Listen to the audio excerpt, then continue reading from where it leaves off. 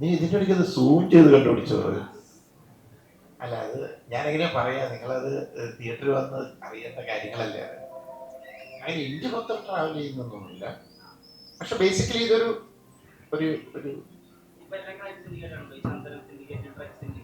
അല്ല, ഇത് സിൻഡിക്കേറ്റ് ഉണ്ടോ എന്ന് ചോദിച്ചാൽ എനിക്ക് അറിയാമല്ല. ഉണ്ടാവാം, ഉണ്ടാവാതിരിക്കാം. ഇതൊരു പെൺകുട്ടിയുടെ ട്രാവലാണ്. ആ പെൺകുട്ടിയുടെ ലൈഫിലെ ഒരു ക്രൈസിസിന് ഉത്തരം തേടിയുള്ള യാത്ര. ആ യാത്രയിൽ സഹായിക്കാനായിട്ട് ഒരാൾ കൂടി. ആ യാത്രയിൽ അതേ ഇൻഫോർമേഷൻ ആഗ്രഹിക്കുന്ന ഒരു ഓൺലൈൻ ജേർണലിസ്റ്റ്. അതാണ് ആസിഫിന്റെ ക്യാരക്ടർ. ആസിഫ് അതിനകത്ത് കയറി തലവയ്ക്കും.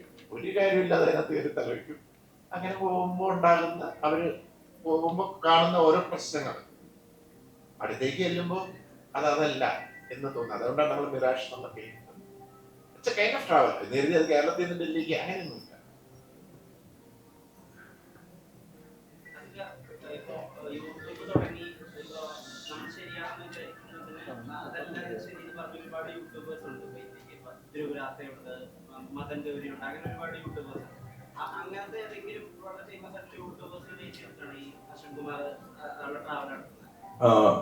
റെഫറൻസസ് ആയിട്ടൊന്നുമില്ല, പക്ഷെ ഐഡിയ അത് തന്നെയാണ്.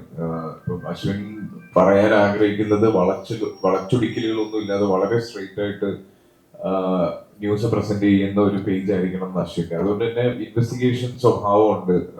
ന്യൂസിന്റെ സത്യസന്ധത അറിയാൻ വേണ്ടി എത്ര റിസ്ക് എടുക്കാനും അശ്വിൻ തയ്യാറാണ്. അപ്പൊ അങ്ങനെ എടുക്കുന്ന ഒരു റിസ്കിലാണ് ഈ പർട്ടിക്കുലർ ഇൻസിഡന്റിൽ അശ്വിൻ ഇടപെടേണ്ടി വരുന്നതും അതിന്റെ കൂടെ കുറെ പ്രശ്നങ്ങൾ അശ്വിന്റെ ജീവിതത്തിലേക്ക് വരുന്നതും ഒക്കെ അല്ലേ.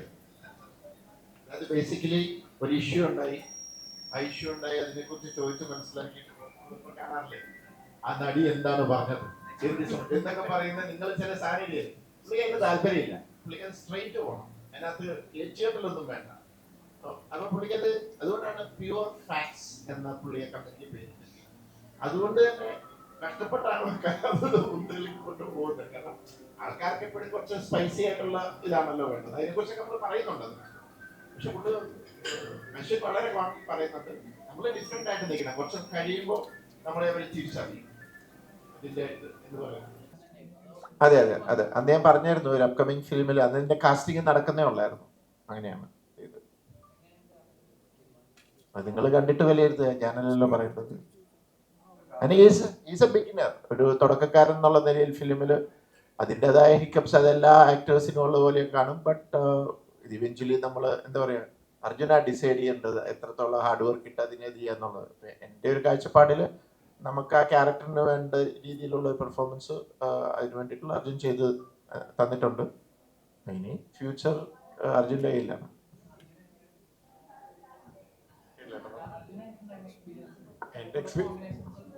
എൻ്റെ എക്സ്പീരിയൻസ് പറഞ്ഞാൽ ലാൽ സാർ അവിടെ പറഞ്ഞിരുന്നെങ്കിലും ഞാൻ എക്സ്പെക്ട് ചെയ്തിട്ടുണ്ടായിരുന്നില്ല. ഉടനെ വിളിക്കുന്നു അല്ലെങ്കിൽ എപ്പോൾ വിളിക്കുന്നു എക്സ്പെക്ടേഷൻ ഉണ്ടായിരുന്നില്ല. സോ പെട്ടെന്ന് വിളിച്ചപ്പോഴത്തേനും ക്യാരക്ടർ എന്താണെന്നും എനിക്കൊരു ഐഡിയ ഉണ്ടായിരുന്നില്ല. പിന്നെ ഒരു ആസ്പിരന്റ് ആക്ടറിന് എന്തുകൊണ്ടും സ്വപ്നം കാണാത്തൊരു എൻട്രിയാണ് ജിത്തു സാറിൻ്റെ മൂവി. ആസിഫ് ആക്കിയുമാണെങ്കിലും ആ ഒരു എല്ലാവരുടെയും കൂടി ഒരു എൻട്രി കിട്ടുമെന്ന് തന്നെ വലിയൊരു കാര്യമാണ്. അപ്പം ഞാൻ അതിൽ വേറെ ഒന്നും ആലോചിച്ചില്ല. ഫസ്റ്റ് സെറ്റിൽ വന്നപ്പോൾ തന്നെ എനിക്ക് അപർണ ആയിട്ടായിരുന്നു ആദ്യത്തെ സീൻ തന്നെ. അപ്പം ലൈക്ക് ഞാൻ കണ്ട് ടി വിയിൽ കാണുന്ന മൂവിയിൽ കാണുന്ന ആൾക്കാരൊപ്പം ഫസ്റ്റ് എൻട്രി ചെയ്യുമ്പോഴത്തേക്ക് സാറാണെങ്കിലും പേടിച്ചാണ് ഓഫ്കോഴ്സ് ആ സെറ്റിലേക്ക് ചെല്ലുന്നത് തന്നെ. നല്ല പേടിയുണ്ടായിരുന്നു. പക്ഷേ സാറാണെങ്കിൽ സാർ എല്ലാവരും കംഫർട്ടാക്കി. ആ ഒരു കംഫർട്ട് ലെവൽ, ഐ മീൻ പടം ത്രില്ലർ ആണെങ്കിലും അതിനകത്ത് ഫുൾ ജോളി ഭയങ്കര ഫൺ മൂഡ് തന്നെയായിരുന്നു. സോ ആ ഒരു കംഫർട്ടബിൾ നമുക്ക് ഞാൻ തെറ്റിച്ചാലും സാറ് തെറി പറഞ്ഞ ആഗ്രഹം ഉണ്ടെങ്കിലും ആ ഒരു ഇതിൽ നിൽക്കില്ല. ലൈക്ക് ആ ഒരു ഫണ്ണായിട്ട് തന്നെ എടുത്ത് മോൾഡ് ചെയ്തിട്ടാണ് ചെയ്തത്. പിന്നെ അതിൽ ഇറങ്ങുമ്പോൾ അറിയാം എങ്ങനെ ഇരിക്കും. ആസിഫിക്കയുടെ കണ്ണുകൾ പോലും അഭിനയിക്കുന്ന മമ്മൂക്കയൊക്കെ പറഞ്ഞിട്ടുണ്ട്. കാരണം ഇപ്പം എല്ലാ സിനിമകളും റോഷാനിൽ കണ്ടു. ഇപ്പം കൂമലിലായാലും ആസിഫിക്കയുണ്ട്. എങ്ങനെയാണ് ആസിഫിക്കയിലേക്ക് തന്നെ അടുത്ത ഒരു ഇൻവെസ്റ്റിഗേഷൻ ജേർണലിലേക്ക് ഒരു മൂവി ആസിഫിക്കയെ കൊണ്ട് തന്നെ ചെയ്യിക്കാം, അങ്ങനെ എങ്ങനെയാണ് എത്തിയത് ആസിഫിക്ക എന്ന ഒരു ടാസ്ക്? അല്ല, ഈ ക്യാരക്ടർ ഞങ്ങൾ ഇതിപ്പോൾ അതിൻ്റെ ഒരു തുടക്കം എനിക്ക് തോന്നുന്നു ഞാനത് പറഞ്ഞിട്ടില്ല എന്ന് തോന്നുന്നു. അല്ല, കുറേ മീഡിയയിലൊക്കെ പറഞ്ഞതാണ്. ഇത് ഹിന്ദിയിൽ ചെയ്യാനിരുന്ന പ്രൊജക്റ്റാണ് ഒരു 5 വർഷം മുമ്പ്. അവിടുന്നാണ് ഇതിൻ്റെ കഥാകൃത്ത് ഒരു അപർണ എന്ന് പറഞ്ഞൊരു ലേഡിയുടെ കഥ, ഒരു ശ്രീനിവാസ് എന്ന് പറഞ്ഞൊരു ചെറുപ്പക്കാരൻ സ്ക്രിപ്റ്റ് എഴുതി സീൻ ഓർഡർ ഉണ്ടാക്കി വന്നു. പിന്നെ ഞങ്ങൾ ഇരുന്ന് വർക്ക് ചെയ്തു ഹിന്ദിയിൽ. അപ്പോൾ ഇതിനകത്ത് ഫീമെയിൽ ക്യാരക്ടറാണ് ഈ കഥ കൊണ്ടുപോകുന്നത്. അതിൻ്റെ കൂടെ വളരെ ഇമ്പോർട്ടൻ്റ് ആയ രീതിയിലുള്ള ക്യാരക്ടറൈസേഷനിൽ ഒന്നാണ് ഈ പറഞ്ഞ ഹീറോ ക്യാരക്ടർ. പക്ഷെ ഹിന്ദിയിലൊരു പ്രോബ്ലം എന്താണെന്ന് വെച്ച് കഴിഞ്ഞാൽ ഹീറോയ്ക്ക് പ്രോമിനൻസ് വേണം ഭയങ്കരമായ രീതിയിൽ. അപ്പോൾ അതിനുള്ള ചേഞ്ചസ് ആവശ്യപ്പെടുന്നു ചെയ്യുന്നു. അപ്പോൾ ഞങ്ങൾക്കത് ഡൈജസ്റ്റ് ആയില്ല. ഒരു കുറേ ട്രൈ ചെയ്തിട്ട് അവസാനം 4 വർഷം കഴിഞ്ഞപ്പോഴത്തേക്കും ഞാനത് വിട്ട് കളഞ്ഞേക്കാൻ നോക്കും. പക്ഷേ എൻ്റെ ഒരു ബുദ്ധിമുട്ടെന്ന് വെച്ചാൽ 5 വർഷം എൻ്റെ കൂടെ ആ മനുഷ്യൻ നടന്നതാണ്. ഈ സബ്ജക്റ്റിൽ നമുക്കുള്ളൊരു വിശ്വാസം. അപ്പം ഞാൻ പറഞ്ഞു നമുക്കൊന്ന് മലയാളത്തിൽ ട്രൈ ചെയ്ത് നോക്കാം. അപ്പോൾ അവർ ഒന്ന് ശരിയെന്ന് പറഞ്ഞു. അപ്പം ഞാൻ ആദ്യം വിളിച്ചത് ആസിഫിനെയാണ്. കാരണം അത് ആസിഫിൻ്റെ ഒരു പ്രത്യേകത വെച്ചാൽ ഞാൻ ഇതിനു മുമ്പ് കൂമൻ വർക്ക് ചെയ്തപ്പോഴും പിന്നെ ഇദ്ദേഹം ചെയ്ത പല സിനിമകളും ഒക്കെ നോക്കി ഞാൻ കണ്ടിട്ടുണ്ട്. ഇപ്പം റോഷാക്ക് എന്ന പടത്തിനകത്ത് എന്താണ് ആ കണ്ണുകൾ മാത്രമേ ഉള്ളൂ, പക്ഷെ അത് ചെയ്തില്ലേ, അത് ഭയങ്കര പേരും കിട്ടി. അപ്പം അത് എനിക്ക് ഇത്രയും സ്ക്രീൻ സ്പേസ് ഉള്ളൂ എന്ന് ഓർത്ത് ചെയ്യാതിരിക്കുന്നതല്ല. അതിനകത്ത് അത് ആസിഫിൻ്റെ ഇൻ്റലിജൻസ് ആണ് ഞാൻ നോക്കും. അപ്പം എനിക്ക് ഇത് ഞാൻ ആസിഫിൻ്റെ അടുത്ത് പ്രസൻറ്റ് ചെയ്തു, ഇതാണ് സംഭവം. അപ്പോൾ ഒരു ഔട്ട്ലൈൻ പറഞ്ഞു. എന്നോട് പറഞ്ഞു എനിക്കിത് സ്ക്രീൻ പ്ലേ ഒന്ന് ഡീറ്റെയിൽ ആയിട്ട് കേട്ടാൽ ഞാൻ പറയാം ചേട്ടാ എന്ന് പറഞ്ഞു. ഞാൻ സ്ക്രീൻ പ്ലേ പറഞ്ഞപ്പോൾ എന്നോട് പറഞ്ഞു ചേട്ടാ ഞാനത് ചെയ്യാം, ഒരു കുഴപ്പമില്ല. അത് കഴിഞ്ഞിട്ടാണ് ഞങ്ങൾ അപർണയിലേക്കും ബാക്കി കാസ്റ്റിങ്ങിലേക്കും പോയത്. ഞാനിപ്പോൾ തുറന്നു പറയാണ്, ഇപ്പം ആസിഫ് സത്യം ആസിഫ് അത് ചെയ്യുന്നില്ലെന്ന് പറഞ്ഞാൽ ചിലപ്പോൾ പോയിട്ടുണ്ടാവില്ല. അതാണ് സത്യം.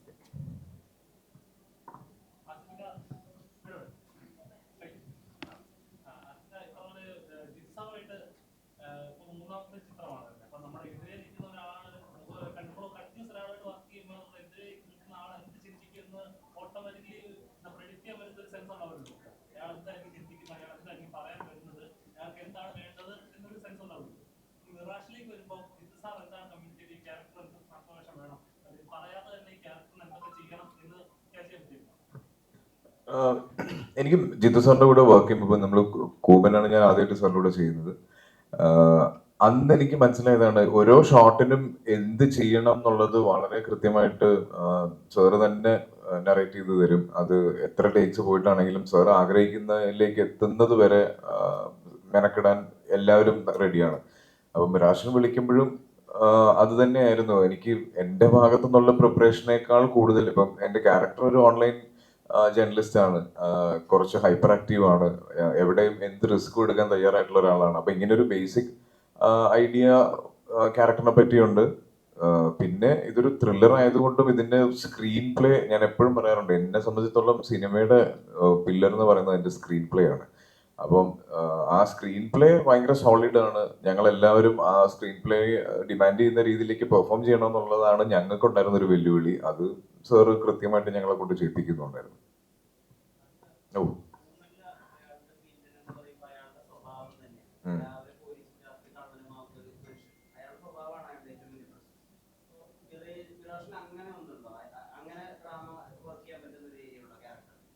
ഇത് ഇപ്പൊ ഈ കഴിഞ്ഞ 24-ലും ഞാൻ ഫേസ് ചെയ്തൊരു പ്രശ്നം ഇതാണ്. ത്രില്ലർ സിനിമകളുടെ ഭാഗമാകുമ്പോൾ റിലീസിന് മുന്നേ ഒരു പരിധി വിട്ട് ഒന്നും പറയാൻ പറ്റില്ല. അപ്പൊ ഇതിനും ആ പ്രശ്നമുണ്ട്. അതെ, ഭയങ്കര കോംപ്ലിക്കേഷൻ ഒന്നുമില്ല. നമ്മൾക്ക് വളരെ റിലേറ്റ് ചെയ്യാൻ പറ്റുന്ന ഒരാളാണ്. ഇപ്പം നിങ്ങളെയൊക്കെ പോലെ തന്നെ ഉള്ളൊരു സ്വഭാവമുള്ള എല്ലായിടത്തും എത്തിപ്പെടാൻ ശ്രമിക്കുന്ന ഒരു വീഡിയോ എന്താ പറയുക, ഒരു ക്യാമറ ഉണ്ടാവും കയ്യിൽ, എപ്പോഴും ഒരു ടീം ഉണ്ടാവും. അപ്പൊ അത്രയും ആക്റ്റീവായിട്ട് നിൽക്കുന്ന ഒരാളാണ്. അതില്ല അപ്പുറത്തേക്ക് വലിയ കോംപ്ലിക്കേഷൻ ഉള്ള ക്യാരക്ടർ അല്ല. അതെ, ക്യൂരിയസ് ആണ്.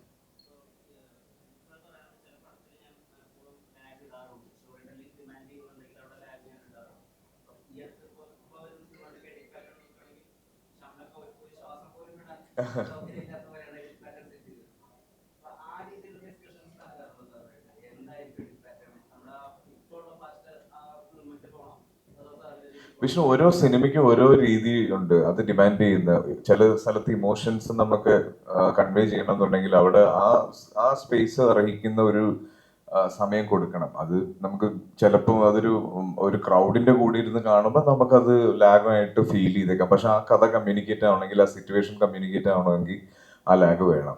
ഇപ്പം ലെവൽ ക്രോസ് എന്ന് പറഞ്ഞ സിനിമ തിയേറ്ററിൽ ഇരുന്ന് കാണുമ്പോൾ അത് വളരെ സ്ലോ പേസ്ഡ് ആയിട്ടുള്ള ഒരു സിനിമയാണ്. പക്ഷെ അത് ഒറ്റയ്ക്ക് ഇരുന്ന് കണ്ടിട്ടാണ് ഏറ്റവും കൂടുതൽ, OTT വന്നതിന് ശേഷമാണ് അതിന് ഏറ്റവും കൂടുതൽ റിവ്യൂ വന്നത്.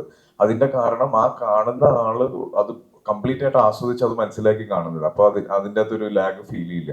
ഇപ്പൊ നമ്മള് ഇന്റർനാഷണൽ സിനിമ പറയുമ്പോൾ ഒക്കെ നമ്മൾ പല ടർക്കിഷ് സിനിമകളെ കാണുമ്പോൾ നമുക്ക് തോന്നാറുണ്ട്, പക്ഷെ അവസാനം കിട്ടുന്ന ഒരു മൊമെന്റിലായിരിക്കും ആ സിനിമയുടെ ഫുൾ ഐഡിയ നമുക്ക് ഡൈജസ്റ്റ് ആവുന്നത്. ഇപ്പൊ അത് ഓരോ സിനിമയുടെ പാറ്റേൺ അനുസരിച്ച് മാറിക്കൊണ്ടിരിക്കും. ഇപ്പം തലവൻ ചെയ്യുന്ന സമയത്ത് ഏറ്റവും കൂടുതൽ ജിസ് ശ്രമിച്ചുകൊണ്ടിരുന്ന ഒരു കാര്യം എവിടെയൊക്കെ അത് ടൈറ്റ് ചെയ്യാൻ പറ്റും എന്നുള്ളതാണ്. ആ സിനിമ ഷൂട്ട് കഴിഞ്ഞ് 8 മാസം കഴിഞ്ഞിട്ടാണ് അത് റിലീസായത്.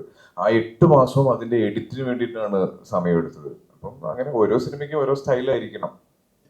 അല്ല, എൻ്റെ ത്രില്ലറിന് പുതുമകളുണ്ടെന്ന് അറിയുന്നതിൽ വളരെ സന്തോഷം. ഞാനാണ് ചെയ്ത് മടുത്ത് വേറെ വല്ല ജോണറിലേക്ക് മാറണം എന്ന് ആഗ്രഹിച്ചിടക്കുക. കാരണം എൻ്റെ പേടി അത് തന്നെ. നമ്മളിത് കുറച്ച് ചെയ്ത് കഴിയുമ്പോൾ എനിക്ക് തന്നെ ഞാൻ ചില ഷോട്ടൊക്കെ എടുക്കുമ്പോൾ അല്ലെങ്കിൽ ഇതൊക്കെ തന്നെയല്ലേ ഞാൻ മറ്റേതിലൊക്കെ ചെയ്ത് എന്നൊക്കെ തോന്നും. ഏതൊരു ഇതിനെ ചോദിച്ചപ്പോൾ ഞാൻ സ്ലോ മോഷൻ വേണോ, ഇതെല്ലാം നമ്മൾ മറ്റേ സിനിമകളിലൊക്കെ സ്ലോ മോഷൻ. അപ്പം അതായത് നേരത്തെ പറഞ്ഞ ക്ലീഷേ എന്ന് പറഞ്ഞ സാധനം. അപ്പം നമ്മൾ അപ്പോൾ എന്നോട് എൻ്റെ എഡീസ് പറഞ്ഞില്ല സാറേ അത് സാറത് സ്ലോ മോഷനിൽ തന്നെ ചെയ്യാം. അപ്പം ഞാൻ കൺഫ്യൂസ്ഡ് ആവുകയാണ്. അപ്പം ഇപ്പം നമ്മൾ പണ്ട് ഞാൻ നസീറിൻ്റെ അദ്ദേഹത്തിൻ്റെ സിനിമ, നസീർ സാറിൻ്റെയൊക്കെ സിനിമകളിലൊക്കെ കണ്ടിട്ടുണ്ട്. ഈ വില്ലനും നായകനും കൂടെ കത്തി പിടിച്ചിട്ട് കത്തി ഇങ്ങോട്ട് വരുന്നു, കുറച്ച് കഴിയുമ്പോൾ കത്തി അങ്ങോട്ട് തിരിയുന്നു, ഇതിൻ്റെ അല്ലെ കയറിങ്ങനെ തൂങ്ങിക്കൊണ്ടിരിക്കും, ഇങ്ങനെ ഓരോ ലെയറായിട്ട് പൊട്ടിക്കൊണ്ടിരിക്കും. ഇതൊക്കെ ഇപ്പോഴും ഹോളിവുഡ് സിനിമകളിൽ യൂസ് ചെയ്യുന്നുണ്ട്. കാരണം ആ ക്ലീഷേസ് അപ്പോഴും തിയേറ്ററിൽ ഒരു കഥയായിട്ട് ഇങ്ങനെ പോകുമ്പോൾ അതിനകത്തൊരു ചെറിയ അത് ക്ലീഷേ ആണെങ്കിൽ പോലും നമുക്ക് ടെൻഷൻ തരുന്നുണ്ട്. അത് എവിടെ എങ്ങനെ ഏത് ലെവലിൽ അത് യൂസ് ചെയ്യുന്നു എന്നുള്ളതിലാണ് ക്രിയേറ്ററുടെ എടുക്കുന്നു വിശ്വസിക്കുന്ന ഒരാളാണ്. അപ്പം എന്നെ സംബന്ധിച്ചിടത്തോളം ചോദ്യത്തിൽ ഇതാണല്ലോ ഡിഫറെൻ്റ് ആയിട്ടുള്ളത്. ഇപ്പം ഞാൻ തന്നെത്താൻ എഴുതുമ്പോൾ ഒത്തിരി സമയം വരുന്നുണ്ട് കഥകൾ തപ്പിയെടുത്ത് അല്ലെങ്കിൽ അത് എഴുതിയെടുക്കാനായിട്ട്. അപ്പം എൻ്റെ അടുത്ത് ഒത്തിരി പുതിയ കഥകൾ വരുമ്പോൾ അതിനകത്ത് നിന്ന് വ്യത്യസ്തമാണെന്ന് തോന്നുന്ന സബ്ജക്റ്റുകൾ ഞാൻ കൂടെ ഇരുന്ന് വർക്ക് ചെയ്തു അല്ലാതെയൊക്കെ ആയിട്ട് ചെയ്യും. ഇപ്പോൾ പല ദിവസങ്ങളിൽ അങ്ങനെ അൺഎക്സ്പെക്റ്റഡ് ആയിട്ട് വന്ന ഡിനു, നിങ്ങൾക്കൊക്കെ അറിയാം, കൂദാശ എന്ന് പറഞ്ഞ സിനിമ ചെയ്ത ഒരാളാണ്. ആ സ്ക്രിപ്റ്റ് ഇങ്ങോട്ട് എടുത്തു വെച്ചു നോക്കി. എനിക്ക് അതിനകത്ത് വലിയ കാര്യമായിട്ട് പണിയേണ്ടി വന്നില്ല, കാരണം അത് ഓൾറെഡി അതൊരു ഇമോഷണൽ ത്രില്ലറാണ്. പക്ഷെ ഇത് ഇങ്ങനെ ഇമോഷൻസ് ഒന്നുമില്ല. ഇത് കുറച്ചുകൂടെ കുറെ സംഭവവാസങ്ങളാണ് ഇതിനകത്ത്. നമ്മളങ്ങനെ ഇതൊക്കെ ഒരു തോന്നലിലങ്ങ് ചെയ്യുക. അതിപ്പം ചിലപ്പോൾ അത് വർക്കൗട്ട് ആവും, അല്ലാതെയും സംഭവിക്കുക. അത് ഒരു ഗട്ട് ഫീലിംഗ് എന്ന് പറയല്ലേ നമുക്ക്. ഇത് വർക്കൗട്ട് ഇത് കൊള്ളാലോ എന്ന് എനിക്ക് തോന്നുന്നു. ചിലപ്പോൾ അത് വേറൊരാൾക്ക് ചിലപ്പോൾ കൊള്ളിയാലെന്നും തോന്നാം. സബ്ജക്റ്റീവാണ്.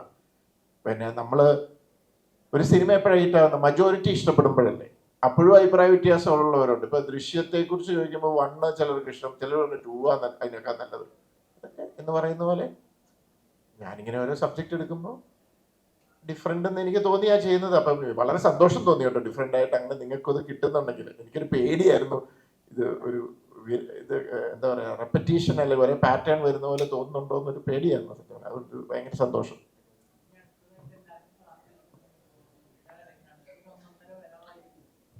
ഒരു അരവരവ് എന്നൊക്കെ വിളിച്ചാൽ പോരെ.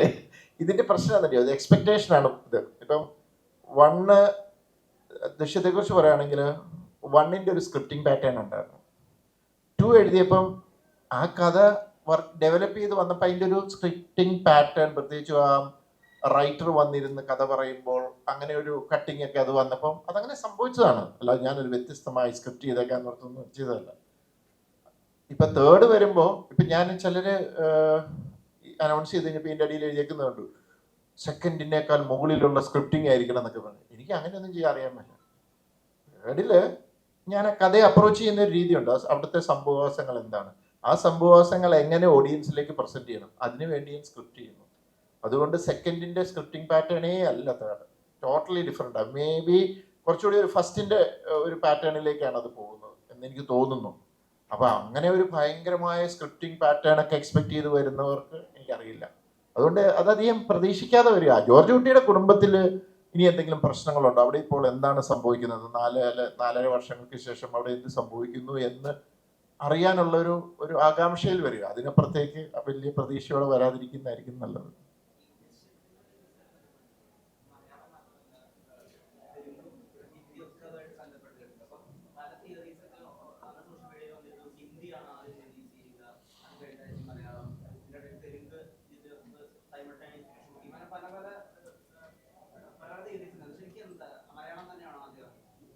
ഇതിന്റെ തിയറീസിനെ കുറിച്ച് പറഞ്ഞു. നിങ്ങൾ ആരെങ്കിലും ഈയിടെ ശ്രദ്ധിച്ചായിരുന്നോ, ഈ ഒരു 2 ആഴ്ച മുമ്പ് തോന്നുന്നു ഞാനും മമ്മൂക്കയും കൂടെ ഒരു പടം വരുന്നു, അതിന്റെ സ്ക്രിപ്റ്റ് ഡിസ്കഷൻ കഴിഞ്ഞ് ലോക്ക് ചെയ്തു എന്നൊക്കെ പറഞ്ഞു.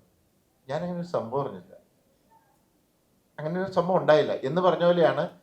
അത് ഓൺലൈൻ ന്യൂസിൽ വന്ന ഒരു ഇതാണ്. അവർ ഞങ്ങളെ കോണ്ടാക്ട് ചെയ്തു, എന്താണ് തേർഡിന്റെ വല്ല നീക്കങ്ങളുണ്ടോ, അപ്പോൾ പറഞ്ഞു ഇങ്ങനെ നോക്കുവാണ് ഇതാണ് എന്ന് പറഞ്ഞു. അപ്പോൾ അവർ പറഞ്ഞു അവർക്കും ഇങ്ങനെ ഒത്തിരി പേര് ഇത് അയക്കുന്നുണ്ട്, പുറത്തുനിന്ന് വല്ലതും നോക്കുന്നുണ്ടോ. ഞാൻ പറഞ്ഞില്ല, പുറത്തുനിന്ന് നോക്കുന്നില്ല, എനിക്കും ഞാൻ പറയും എനിക്കും അയക്കുന്നുണ്ട്. അങ്ങനെ ഇരിക്കുന്ന സമയത്ത് ആ ഒരു ക്രാക്ക് ചെയ്യാൻ പറ്റുന്ന അങ്ങനെ ഒരു ഐഡിയ കിട്ടി.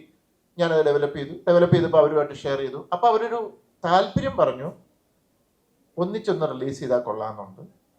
കാരണം അവരുടെ ഇതിൻ്റെ ഇപ്പോൾ ഇപ്പോഴത്തെ പ്രത്യേകത വെച്ചാൽ മലയാള സിനിമ ഇറങ്ങിയാൽ പാൻ ഇന്ത്യൻ ആയിട്ട് ആൾക്കാർ ഇരുന്ന് കാണും. അതിപ്പോൾ ജസ്റ്റ് സബ് ടൈറ്റിലാണെങ്കിലും ആൾക്കാർ കാണും. അപ്പം ഇവരുടെ റവന്യൂ ബാധിക്കുന്നു, അങ്ങനെയാണ് ഇങ്ങനെയാണെന്നൊക്കെ പറഞ്ഞ് ഒരു ഡിസ്കഷൻ നടന്നു. അതിൻ്റെ ഡിസ്കഷൻ ഇപ്പോഴും നടക്കുന്നുണ്ട്. ഇപ്പോൾ ഞാൻ ആ സ്ക്രിപ്റ്റ് എഴുതി, അത് അവരിവിടെ വന്നു, അത് അതിൻ്റെ ഇംഗ്ലീഷ് വേർഷൻ വായിച്ചു, ചില ഡിസ്കഷൻസ് ഉണ്ടായി. ഓഫ് കോഴ്സ് അവർക്ക് കൾച്ചറലി കുറച്ച് ചേഞ്ചസ് ഒക്കെ ചെയ്യണം. അപ്പോൾ അവരതിൻ്റെ പ്രോസസ്സിലാണ്. ഇതാണ് അതിൻ്റെ നിജസ്ഥിതി. അല്ല, അതേപോലെ അതിൻ്റെ ഡിസ്കഷൻസ് നടക്കുന്നേ ഉള്ളൂ. ഇപ്പം ഞങ്ങളിപ്പോൾ വലിയ താമസമില്ലാതെ ഷൂട്ട് തുടങ്ങും, അവരും ഷൂട്ട് തുടങ്ങുമെന്ന് എനിക്ക് തോന്നുന്നത്. അതിൻ്റെ ഡിസ്കഷൻ അതൊക്കെ പ്രൊഡക്ഷൻ സൈഡിലാണ്. ഞാൻ അതിനകത്ത് ഇടപെടേണ്ട കാര്യമില്ല. ഞാൻ ക്രിയേറ്റീവ് സൈഡിൽ കാര്യങ്ങൾ നോക്കുന്ന ആളല്ല. ആ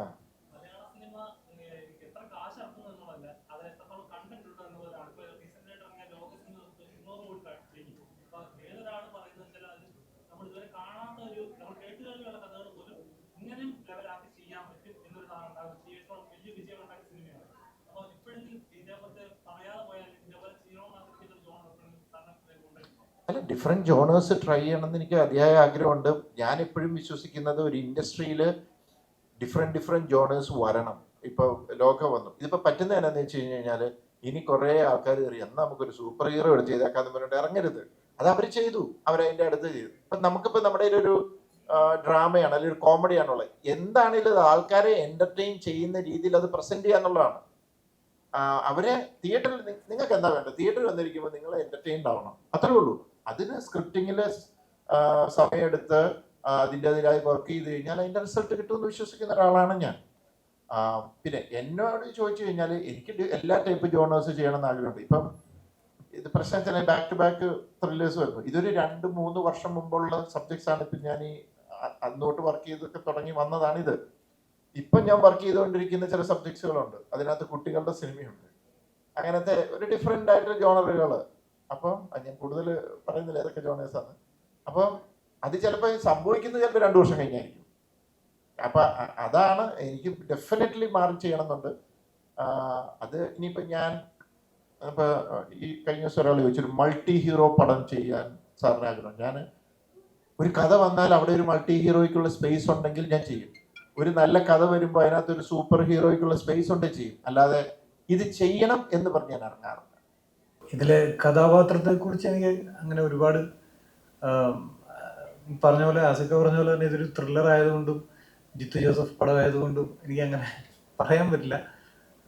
പക്ഷെ തീർച്ചയായിട്ടും മാക്സിമം അത് തന്നെയാണ് ശ്രമിക്കാറ്. കിട്ടുന്ന ജോലി മാക്സിമം വെറുപ്പിക്കാതെ ചെയ്യാൻ ശ്രമിക്കുക എന്നുള്ളതാണ് ഞാൻ നോക്കാറുള്ളൂ.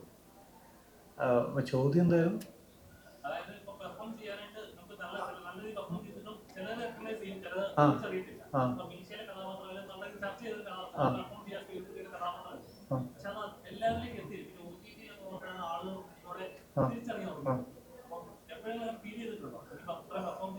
അല്ല, ഇത് പടത്തിന്റെ വിജയം അനുസരിച്ചിരിക്കുന്നതാണ് എനിക്ക് തോന്നുന്നത്. ഇപ്പൊ പടം കൊമേഴ്ഷ്യലി, ഇപ്പൊ നല്ല സിനിമ ചീത്ത സിനിമ അങ്ങനെയല്ല ഞാൻ പറയുന്നത്. പടം കൊമേഴ്ഷ്യലി ഒരുപാട് ആൾക്കാർ കണ്ടിട്ടുണ്ടെങ്കിൽ പെട്ടെന്ന് അതിനുള്ള റെക്കഗ്നിഷനും അതിനുള്ള മറുപടികളും പെട്ടെന്ന് നമുക്ക് അതിന്റെ ഇൻസ്റ്റന്റ് ആയിട്ട് നമുക്ക് അതിന്റെ റെസ്പോൺസും കിട്ടും.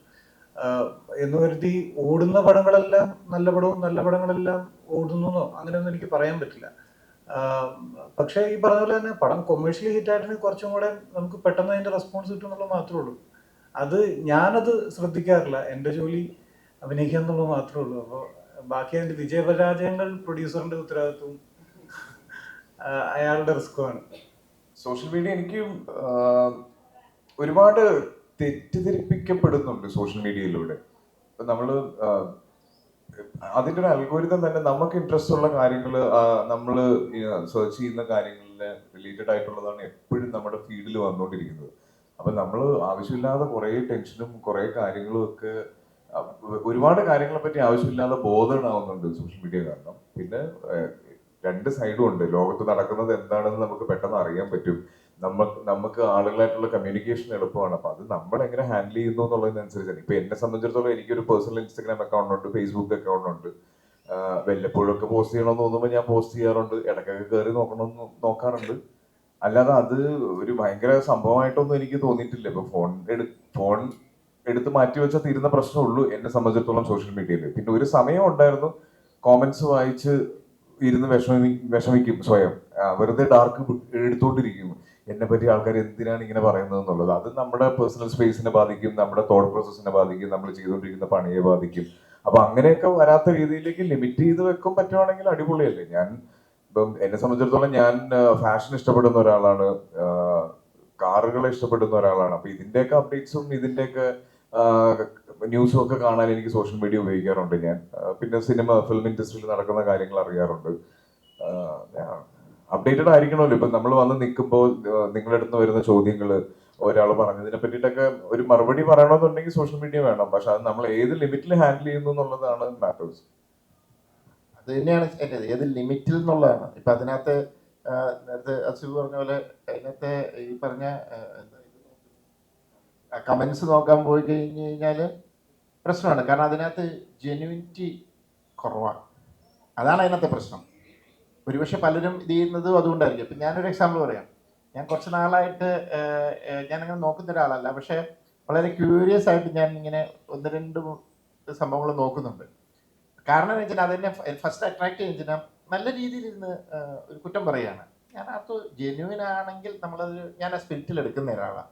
ഞാൻ ആ വ്യക്തിയുടെ ഇതിലേക്ക് പോയി കഴിഞ്ഞപ്പോൾ യൂട്യൂബ് കഴിഞ്ഞപ്പോൾ ഒന്നുമില്ല കണ്ടന്റ്, ചുമ്മാ ഒരു പേരും ഇതും മാത്രമല്ല. അപ്പോഴേ എനിക്ക് മനസ്സിലായത് ഫേക്ക് പരിപാടിയാണ്.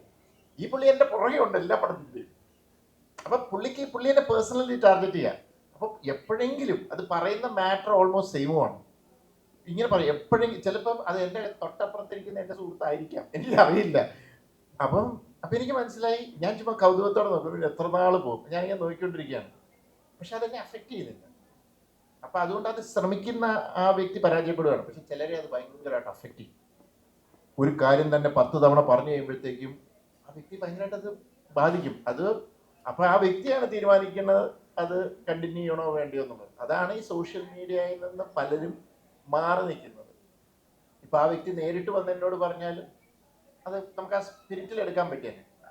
അതാണ് ശരിക്കും സോഷ്യൽ മീഡിയ പലരും ഭയക്കുന്നതിൻ്റെ കാര്യം, അല്ലെങ്കിൽ വറീഡാകുന്നതിൻ്റെ കാര്യം. അതാണ് എൻ്റെ അടുത്ത് ഒത്തിരി കഥകൾ വരാറുണ്ട്. കാര്യം ഞാൻ അങ്ങനെയുള്ള ക്യാരക്ടേഴ്സ് ചെയ്തിട്ടുള്ളത് കൊണ്ട് തന്നെ എനിക്ക് ഇപ്പോഴും എൻ്റെ അടുത്ത് വിളിച്ചിട്ട് പറയാറുണ്ട്. ഒരു സ്ക്രിപ്റ്റ് ഇപ്പം ഈ അടുത്ത് ഒരു ഫീമെയിൽ ഓറിയന്റഡ് ആയിട്ടുള്ള ഒരു സിനിമയിൽ, അപ്പൊ അതിന്റെ ഒരു ക്യാരക്ടർ ഉണ്ടായ 2 ദിവസത്തെ ഷൂട്ടേ ഉള്ളൂ. അപ്പം എൻ്റെ അടുത്ത് പറഞ്ഞു, ഇത് വേറൊരാളോടാണെങ്കിൽ ഞങ്ങൾക്ക് ചോദിക്കാൻ മടിയുണ്ടാവും, പക്ഷെ ആസിഫിനാണെങ്കിൽ ആ സെൻസിൽ എടുക്കാൻ പറ്റും. എനിക്കത് ഭയങ്കര സന്തോഷം തന്നു. കാര്യം ഞാൻ ഇപ്പൊ കഴിഞ്ഞ വർഷം ചെയ്ത സിനിമകൾ നന്നായത് കൊണ്ട് ഞാൻ ഇനി ക്യാരക്ടർ റോൾസ് ചെയ്യൂല എന്നൊന്നും ആരും ഓർക്കുന്നില്ല. അതായത് ഒരു സ്ക്രിപ്റ്റിൽ ഒരു സ്പേസ് ഉണ്ട്, അല്ലെങ്കിൽ ആ ക്യാരക്ടറിന് ആ സിനിമയിൽ ഒരു ഇമ്പാക്ട് ഉണ്ടാക്കാൻ പറ്റും എന്ന് എനിക്ക് മനസ്സിലായാൽ ഞാൻ അത് ചെയ്യും എന്ന ആളുകൾക്ക് ഇപ്പോഴും വിശ്വാസമുള്ളത് എന്നെ സംബന്ധിച്ചിടത്തോളം ഭയങ്കര സന്തോഷമുള്ള കാര്യമാണ്. കാര്യം എൻ്റെ ക്യാരക്ടേഴ്സിന് പ്രെഡിക്റ്റബിലിറ്റി ഇല്ലാതാക്കാൻ പറ്റും. എനിക്കൊരു ഭയങ്കര ക്രിയേറ്റീവ് ഫ്രീഡം എൻ്റെ ക്യാരക്ടേഴ്സിന് കൊടുക്കാൻ പറ്റും. അപ്പൊ ഒരിക്കലും ഒരു സ്ക്രീൻ സ്പേസ് നോക്കിയിട്ട് ഞാൻ അങ്ങനെ ജഡ്ജ് ചെയ്യാറില്ല. അത് ഓരോരുത്തരുടെ കോളാണ് കേട്ടോ. അത് ഇപ്പൊ എന്നെ സംബന്ധിച്ചിടത്തോളം ഞാൻ കരിയറിന് ആദ്യം മുതലേ ഞാൻ അത് വളരെ രസമായിട്ട് ആസ്വദിക്കുന്നതാണ്. ഞാൻ എപ്പോഴും പറഞ്ഞിട്ടുണ്ട്, പല സമയത്തും കണ്ടിന്യൂസ് ആയിട്ട് ഞാൻ ഹീറോ ആയിട്ട് ചെയ്ത സിനിമകൾ ഫെയിലിയർ ആയപ്പോഴും ഗസ്റ്റ് റോൾ വന്ന സിനിമകളിൽ എനിക്ക് കയ്യടി കിട്ടിയിട്ടുണ്ട്, ആളുകൾ എന്നെ വല്ലാതെ സ്നേഹിച്ചിട്ടുണ്ട്. അപ്പൊ അത് ഇനി ചിലപ്പം കുറെ നാൾ കഴിയുമ്പോൾ അത് മാറിയേക്കാം. ഇപ്പൊ എന്തായാലും അങ്ങനെ ഒരു മാറ്റമൊന്നും വന്നിട്ടില്ല.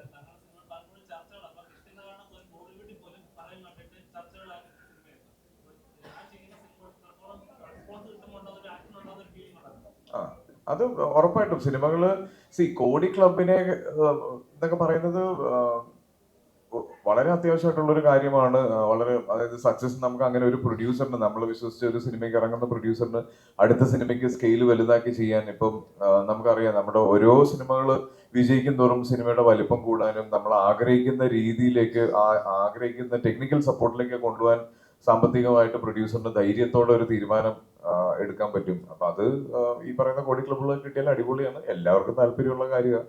സിനിമ വിജയിക്കണം, ആളുകൾക്ക് ഇഷ്ടപ്പെടണം, കൂടെ ഒരു കോടി ക്ലബും വേണം.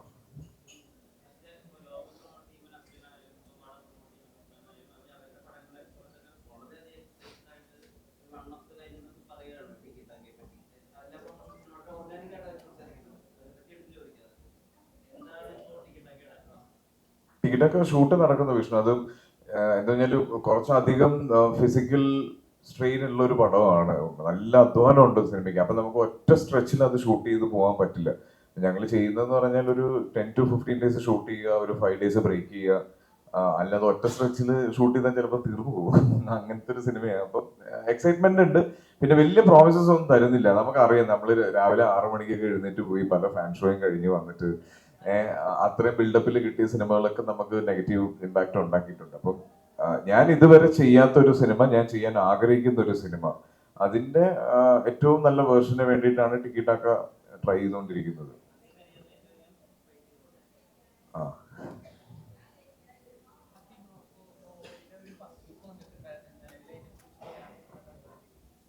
നിലവിലതിനെ കുറിച്ച് അത് നിസാം ബഷീർ ഡയറക്ട് ചെയ്യുന്ന, പൃഥ്വിരാജ് അഭിനയിക്കുന്ന പാർവതി, അതിനൊന്നും പറയാൻ പറ്റില്ല. മിറാഷിനെ പറ്റി ചോദിക്കും. ഇത് എഗ്രിമെന്റ് എഴുതുമ്പോൾ പറയും, പറഞ്ഞിട്ടുണ്ടെങ്കിൽ പിന്നെ ബാക്കി സാലറി തരൂല.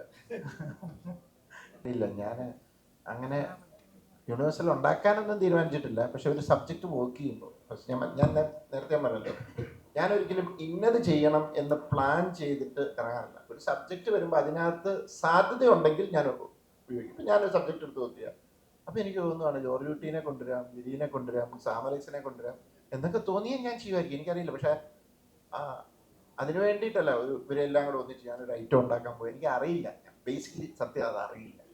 പക്ഷെ ചെയ്തു വരുമ്പോൾ സാധ്യത ഉണ്ടെങ്കിൽ ഞാൻ യൂസ് ചെയ്യും. ഞാൻ ഈ 3യുടെ സമയത്ത് എന്തെല്ലാം ഇത് വന്നു, CBIയിലെ മറ്റേ സേതുരാമേർ വരുന്നു, ഗിരി വരുന്നു. ഞാനൊരു അങ്ങനെ ഒരു ആംഗിളിൽ എനിക്ക് ചിന്തിക്കാനേ പറ്റിയിട്ടില്ല. കാരണം എനിക്ക് തോന്നുന്നു അന്നേരം ആ ദൃശ്യത്തിന്റെ ഭംഗി പോകുന്നു, അതിൻ്റെ ആ ഒരു അവരുടെ ഫാമിലിയുടെ കഥയുടെ ആ ഒരു ബ്യൂട്ടി പോകും. ഞാൻ അങ്ങനെ ചിന്തിച്ചിട്ടേ ഇല്ല.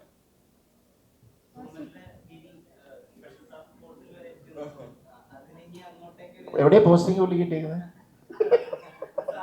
അല്ല, എനിക്കറിയില്ല. ഇവരും ഞാനിപ്പോഴാണ് അറിയണേ. അല്ല, പുള്ളി പുള്ളി കിട്ടിയല്ലേ ഉള്ളൂ. പുള്ളി പോയെന്ന് ഉറപ്പില്ല. കാരണം അവിടെ അതിനൊക്കെ നല്ല മോഷണം നടത്താനുള്ള സാധ്യതകൾ നിൽക്കുക. അതൊക്കെ ശരിക്കും പറഞ്ഞാൽ ആ ക്യാരക്ടറൊക്കെ വേണമെങ്കിൽ നമുക്ക് ഇനിയും സാധ്യതകളുള്ള. അപ്പൊ അങ്ങനെയൊക്കെ ചില സംഭവങ്ങൾ വരുമ്പോൾ ചിലപ്പോൾ നമ്മൾ ആലോചിക്കും. അല്ല, നമ്മൾ പറഞ്ഞിട്ടുണ്ടായിരുന്നു എന്തെങ്കിലും സാധ്യതയുണ്ട് തീർച്ചയായിട്ടും. കാരണം അത് നല്ലൊരു ക്യാരക്ടർ. ഇപ്പം ഇവിടെ എല്ലാവരോടും ക്യാരക്ടറൈസേഷൻ ചോദിക്കുമ്പോൾ ഒന്നും പറയാൻ പറ്റുന്നില്ല എന്നൊക്കെ പറയുന്നത്. അപ്പം ചിലപ്പോൾ നിങ്ങൾ വിചാരിക്കും ഭയങ്കരമായ സസ്പെൻസോ ഇതാണ്. അതുകൊണ്ടല്ല. ഇപ്പം ഗിരി പോലെ ഭയങ്കര കോംപ്ലിക്കേറ്റഡ് ക്യാരക്ടേഴ്സ് അല്ല മിറാഷിനകത്ത്. ഇതെല്ലാം സാധാരണക്കാരായ മനുഷ്യരാണ്. അവരുടെ ലൈഫിലേക്ക് ഓരോരോ പ്രശ്നങ്ങൾ വരുമ്പോൾ അവരെങ്ങനെ റിയാക്ട് ചെയ്യുന്നു, അതുകൊണ്ടുണ്ടാകുന്ന പ്രശ്നങ്ങൾ എന്ത്, അതിൻ്റെ അനന്തരഫലങ്ങൾ എന്ത്, അതാണ് മിറാഷ്. അപ്പോൾ ഇവരോടിപ്പം ഹക്കീമിനോട് ക്യാരക്ടർ എന്ന് ചോദിച്ചു കഴിഞ്ഞാൽ എന്ത് പറയാൻ, ഒരു ഫിനാൻഷ്യൽ കൺസൾട്ടൻസിയിൽ വർക്ക് ചെയ്യുന്ന ഒരാളാണ്. അയാളുടെ ലൈഫിലേക്ക് ഒരു പ്രശ്നം വന്നു, അയാൾ അതിൻ്റെ ഓട്ടത്തിലാണ്, അതിനപ്പുറത്തേക്കൊന്നുമില്ല. അപ്പം അങ്ങനെ ഒരു കോംപ്ലിക്കേറ്റഡ് ക്യാരക്ടറൈസേഷൻ ഉള്ളൊരു ഇതല്ല മിറാഷ്. പക്ഷെ ഗിരി എന്ന് പറയുന്നത് സ്പെഷ്യലാണ്. ഗിരി ഭയങ്കര സ്പെഷ്യലാണ്. അതുകൊണ്ട് തന്നെ അതിനെ നമുക്ക് പല രീതിയിൽ എങ്ങോട്ട് വേണമെങ്കിലും കൊണ്ടുപോകാനുള്ള സാധ്യതകളുണ്ട്. അതുകൊണ്ട് കൃഷ്ണമാനോട് ഞങ്ങൾ പറഞ്ഞിട്ടുണ്ട്, ഇടയ്ക്കിടയ്ക്ക് ഞാൻ ചോദിക്കാറുണ്ട്. കാരണം എനിക്ക് വളരെ പ്രിയപ്പെട്ട ഒരു ക്യാരക്ടറാണത്.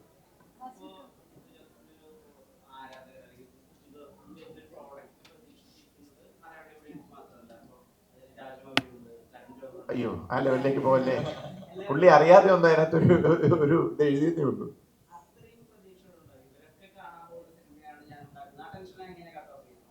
ഞാനിപ്പോൾ മിറാജ് ഇറക്കുമ്പോൾ രാജമൗലി വന്ന് കാണുന്നു. ഞാൻ കുറച്ചുകൂടെ ഭൂമിയിൽ ജീവിക്കുന്ന ഒരാളാണ്. അത് അങ്ങനെ തന്നെ ജീവിച്ചു ഞാൻ പോവാണ്. അതുകൊണ്ട് ഞാനൊന്നും അദ്ദേഹത്തിന് ദൃശ്യം 2 കണ്ടപ്പോൾ ഇഷ്ടപ്പെട്ടു. അത് കഴിഞ്ഞാൽ ദൃശ്യം കണ്ട് എന്നെ ഫോണിൽ വിളിച്ചു. അതിൻ്റെ മെസ്സേജ് ഇത് ചെയ്തു. അത് അദ്ദേഹം സിനിമ കണ്ടു. ഇന്ന് എഴുതിയിട്ട് നാളെ ഞാൻ ചെയ്യുന്ന എല്ലാ സിനിമകളും ഞാൻ കാണുന്ന നിർബന്ധമൊന്നുമില്ല. അപ്പം ഞാൻ കുറച്ച് ഗ്രൗണ്ടഡ് ആയിട്ട് സമാധാനമായിട്ട് അങ്ങ് ജീവിച്ചു പോവാണ്. അങ്ങനെ പോയാൽ പോരെ.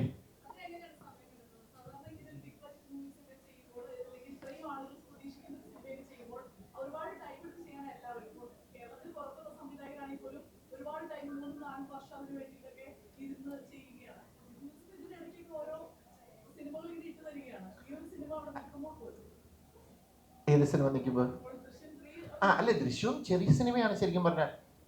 എല്ലാ ദൃശ്യവും ഇപ്പൊ 2 ദൃശ്യവും തീർന്ന് 45-46 ദിവസം കൊണ്ട് ഷൂട്ട് തീർന്നു. അതൊരു ശരിക്കും ഒരു ഫാമിലിയുടെ കഥയല്ലേ, അത്രേ ഉള്ളൂ. ഞാൻ അതിൻ്റെ ഒരു സ്കെയില് ഇതില് അല്ല. ഇപ്പം ഞാൻ എന്തുകൊണ്ട് 3-4 വർഷം ഒരു ഇതെടുത്ത് ഒരു അങ്ങനത്തെ ഒരു സബ്ജക്റ്റ് ആലോചിക്കുന്നില്ലെന്ന് പറഞ്ഞാൽ ഇപ്പൊ എനിക്ക് ആലോചിക്കാൻ പറ്റാത്ത അവസ്ഥ. ഞാൻ കുറച്ചു മുമ്പ് പറഞ്ഞല്ലോ, ഞാൻ കുറെ പ്രൊജക്ടുകൾ ലൈനപ്പ് ചെയ്ത് നിൽക്കുകയാണ്. എൻ്റെ വീടിന്റെ തൊട്ടപ്പുറത്താണ് എൻ്റെ ഗസ്റ്റ് ഹൗസ്. ആ ഗസ്റ്റ് ഹൗസിൽ റൗണ്ട് ദ ക്ലോക്ക് എൻ്റെ പിള്ളേർ വർക്ക് ചെയ്തുകൊണ്ടിരിക്കുക. 2 പടത്തിന്റെ പോസ്റ്റ് പ്രൊഡക്ഷനും 2 പടത്തിന്റെ പ്രീ പ്രൊഡക്ഷനും നടക്കുകയാണ്. ഇതിന്റെ ഇടയ്ക്ക് ഒരു തെലുങ്ക് പടത്തിന്റെ റൈറ്റിംഗ് നടക്കുന്നുണ്ട്. ഇങ്ങനെ ഇത് ഞാനല്ല എഴുതുന്നത്. അപ്പം ഇതിങ്ങനത്തെ പ്രോസസ്സ് പോയിക്കൊണ്ടിരിക്കുമ്പോൾ എനിക്കൊരു വലിയ പ്രൊജക്റ്റ് എടുത്ത് ഞാൻ ഇത്രയും ഇതിന്റെ കൂടെ നിൽക്കുന്ന റൈറ്റേഴ്സ് അല്ലെങ്കിൽ ആ ഇൻഡസ്ട്രിയിൽ നിൽക്കുന്ന പ്രൊഡ്യൂസേഴ്സിനെ എല്ലാം ഞാൻ തള്ളിക്കളഞ്ഞിട്ട് വലിയൊരു പ്രൊജക്റ്റിലേക്ക് ചാടേണ്ടി വരും. അപ്പൊ പിന്നെ 2 കൊല്ലം മാറും. അപ്പൊ ഇവരെന്ത് ചെയ്യും? അപ്പം അതാണ് എൻ്റെ സിറ്റുവേഷൻ. അപ്പൊ പിന്നെ എനിക്ക് ഞാനിപ്പോഴും പറയുമല്ലോ, എന്നെ ഡയറക്ടറോ റൈറ്ററോ ഒന്നും വിളിക്കുന്നത്, ഞാനൊരു സ്റ്റോറി ടെല്ലറാണ്. എനിക്കിങ്ങനെ കഥകൾ പറയുന്നത് ഭയങ്കര ഇഷ്ടമാണ്. കൊച്ചു കൊച്ചു കഥകൾ. അതായത് ഞാൻ പറഞ്ഞ പിള്ളേരുടെ സിനിമ പറഞ്ഞത് ഞാൻ പറഞ്ഞില്ലേ, എനിക്ക് ഭയങ്കര ആഗ്രഹമാണത്. അതിലാണ് എൻ്റെ കിക്ക്, എൻ്റെ സന്തോഷം. എനിക്ക് ഇഷ്ടമുള്ള സാധനങ്ങൾ എടുത്ത് ഞാൻ വർക്ക് ചെയ്യുന്നു.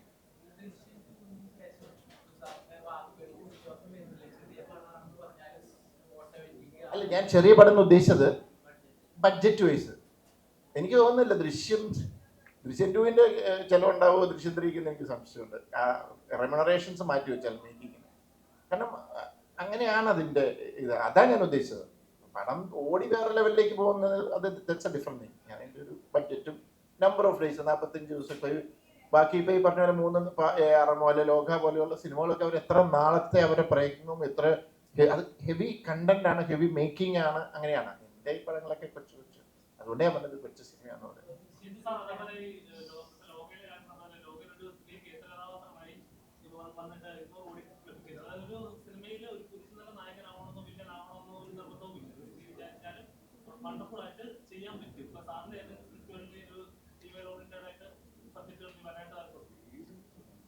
ഇതൊരു ചെറിയ തോതില്ല. ഇതിൽ ഫുള്ളി ഫീമെയിൽ ഓറിയന്റഡ് എന്ന് പറയാൻ പറ്റത്തില്ല.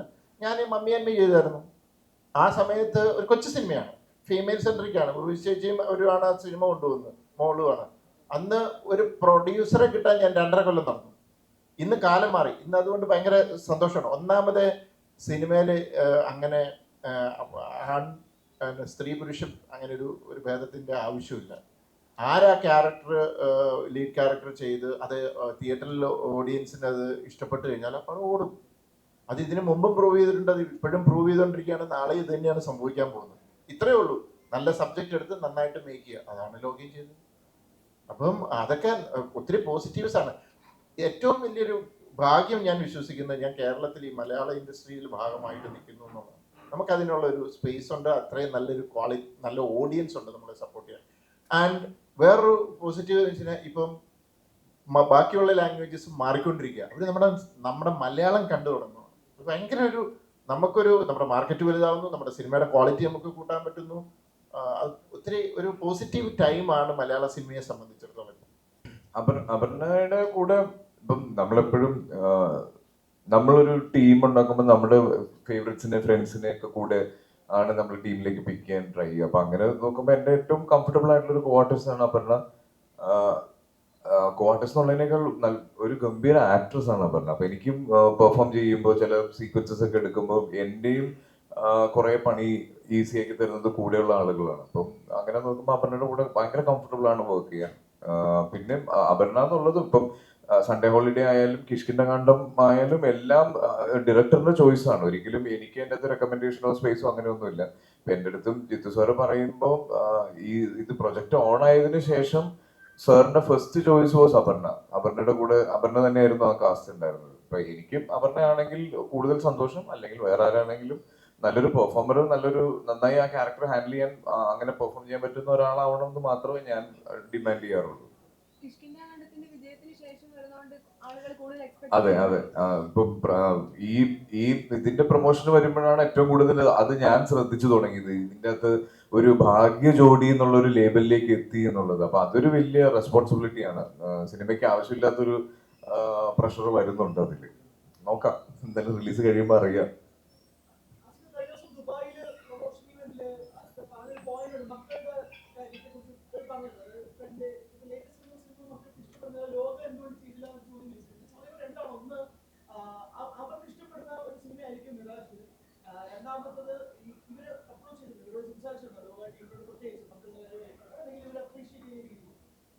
ഡൊമിനിക്കുമായിട്ട് ഞാൻ ഒരുപാട് നാളത്തെ ബന്ധമുള്ളതാണ്. ലോകയുടെ എല്ലാ അപ്ഡേറ്റ്സും ഷൂട്ടിന്റെ കാര്യങ്ങളും ഒക്കെ ആയിട്ട് സംസാരിച്ചിട്ടുണ്ട്.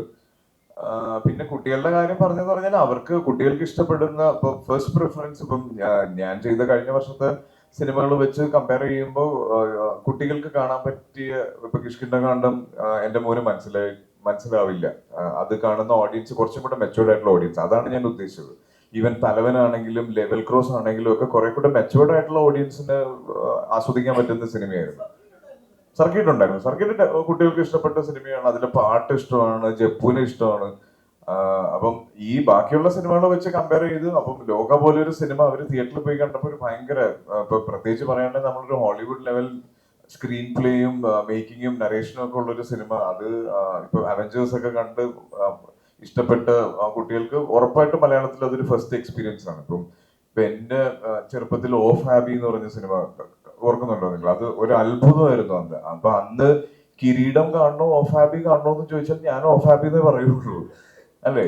ഇപ്പൊ ഞാൻ എന്തുകൊണ്ടാണ് പണ്ട് നമ്മൾ തിയേറ്ററിൽ പോയി കാണാൻ ആഗ്രഹിക്കാത്ത പല സിനിമകളും ഇന്ന് നമ്മുടെ ഫേവററ്റ് ലിസ്റ്റിലുള്ള സിനിമകളാണ്. അന്ന് എനിക്കത് മനസ്സിലാക്കാൻ പറ്റില്ല. അതാണ് ഞാൻ ഉദ്ദേശിച്ചത്. ഇപ്പം സാക്ഷാൽ ശ്രീമാൻ ചാത്തുണ്ണി എന്ന് പറഞ്ഞ ഇന്നസെന്റ് അങ്കിളുടെ ഒരു ഗംഭീര സിനിമയുണ്ട്. എനിക്ക് തോന്നുന്നില്ല ആ സിനിമ പിന്നെ എപ്പോഴെങ്കിലും കാണാൻ പറ്റിയിട്ടുണ്ടോ എന്ന് പോലും അറിയില്ല. അപ്പൊ ഇപ്പൊ അവരുടെ പ്രായത്തില് അവർക്ക് ആസ്വദിക്കാൻ പറ്റുന്നതിനേക്കാൾ മുകളിലാണ് ഞാൻ കഴിഞ്ഞ വർഷം ചെയ്ത പടങ്ങളെല്ലാം. ഞാനും ആഗ്രഹിക്കുന്നുണ്ട് അത്തരത്തിലുള്ള സിനിമകൾ ചെയ്യണം എന്നുള്ളത്. ഇൻഫാക്ട് ഞാനൊരു സൂപ്പർ ഹീറോ മൂവി ഫാനാണ്. അപ്പൊ എന്റെ ഒരുപാട് വർഷത്തെ ആഗ്രഹമായിരുന്നു ഒരു സൂപ്പർ ഹീറോ ചെയ്യണം എന്നുള്ളത്. പക്ഷെ അതില് ഞാൻ ആഗ്രഹിക്കുന്ന പോലത്തെ ഒരു സിനിമയ്ക്കുള്ള ഒരു സ്ക്രിപ്റ്റോ സ്ക്രീൻ പ്ലേ ഒന്നും എന്റെ അടുത്തേക്ക് ഇതുവരെ വന്നിട്ടില്ല. അപ്പം വന്നു കഴിഞ്ഞാൽ ഉറപ്പായിട്ടും അത് ചെയ്യും. അവരായിട്ട് തരുവാണെങ്കിലല്ലേ നല്ലത്, ചോദിച്ചു മേടിക്കുന്നതിനേക്കാൾ. ആഗ്രഹമുണ്ട്, ഡെഫിനറ്റ്ലി ഉണ്ട്. ഇപ്പൊ ഏത് ആക്ടേഴ്സിനോട് ചോദിച്ചാലും ആക്ടേഴ്സിന്റെ ഏറ്റവും നല്ല ഒരു സ്വഭാവ ഗുണം അതാണ്. എല്ലാവർക്കും ഒരു ഭയങ്കര ഹെൽത്തി ആയിട്ടുള്ള ഒരു കോമ്പറ്റീഷൻ മനസ്സിലുണ്ടാവും. അവർ ചെയ്യുന്ന പോലത്തെ സിനിമകൾ ചെയ്യണം, അവർക്കുണ്ടായ പോലത്തെ സക്സസ് ഉണ്ടാവണം എന്നൊക്കെ ഉള്ളത്. അപ്പം അങ്ങനെ ഒരു ആഗ്രഹം എനിക്കുണ്ട്. വിളിക്കുവാണെങ്കിൽ ഉറപ്പായിട്ട് പോയി ചെയ്യും. ഇല്ല, അത് ആക്ച്വലി കൈൻഡ് ഓഫ് ലൈഫ് സ്റ്റോറിയാണ്. അത് എൻ്റെ ചെറുപ്പത്തിൽ കണ്ടതും വേറെ ഒരു സംഭവങ്ങളുടെ ഇതുമൊക്കെ ആയിട്ട് വെച്ചിട്ടുള്ള ഒരിതാണ്. ഒരു ഫൺ ഫിലിം, കുട്ടികളുടെ സിനിമ എന്നുള്ളത് അങ്ങനെ. അപ്പോൾ നമ്മൾ ഏതാണ്ട് എല്ലാ ഏരിയയും കവർ ചെയ്തെന്ന് തോന്നുന്നു അല്ലേ? അപ്പോൾ ഇനി എല്ലാവരും 19-ാം തീയതി തിയേറ്ററിൽ വന്ന് കാണുക ആൻഡ് സപ്പോർട്ട് ചെയ്യുക. ഈ പറഞ്ഞ പോലെ മാക്സിമം ഇങ്ങനൊരു പടം 19-ന് ഇറങ്ങുന്നുണ്ടെന്ന് ആൾക്കാരിലേക്ക് എത്തിക്കുക. അങ്ങനെ അല്ലേ? അതന്നെ, 19-ാം തീയതി റിലീസ് ഉണ്ട് തിയേറ്റേഴ്സിൽ. ഇപ്പൊ എനിക്കറിയാം നിങ്ങളെല്ലാവരും ഫസ്റ്റ് ഡേ വരുന്നവരാണ്, നമ്മൾ ഫസ്റ്റ് ഡേ കാണാറുള്ളവരാണ്. പക്ഷെ അതിന്റെ ഒരു കൃത്യമായ റീച്ച് നിങ്ങളിലൂടെ തന്നെയാണ് പ്രേക്ഷകരിലേക്ക് എത്തിക്കാൻ പറ്റുക. അപ്പൊ ആ സപ്പോർട്ട് ഞങ്ങൾ ചോദിച്ചു മേടിക്കുകയാണ്.